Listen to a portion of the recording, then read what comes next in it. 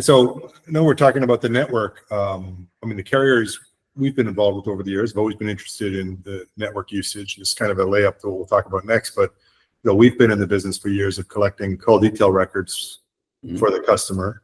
Our customer being the carriers, and they store them for subpoena purposes and for inter-carrier billing and for marketing purposes and all kinds of other reasons.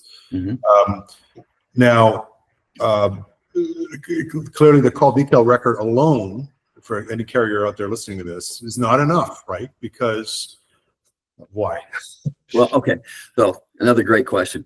Well, you mentioned like SS7, but there's other types of intelligent network systems that are out there, and our system monitors or uses them all. We don't like to say the word monitor, but we can keep tabs on all of it. But the reason why is because if you look at, like, let's just use SS7 as an example. If you use the call setups, there may be a situation where you have 4 or 5 or 6 or 7 or 8 or sometimes multiple more than that. Not opportunities, but Attempts. Yeah, it would. Yeah, you'll have attempts. Yeah, thank you.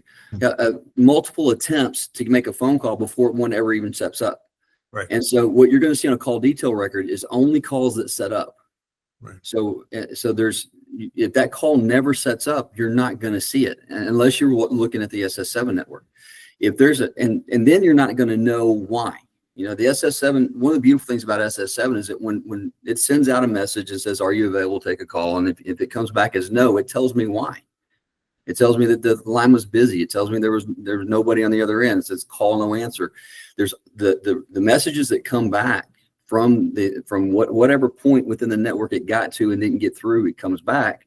It tells us what's going on. It gives us an opportunity to tell the network people where to look to find any issues. But it also tells us little things, like maybe a call did set up, but it took 50 attempts. Yeah. So there's obviously something going on there.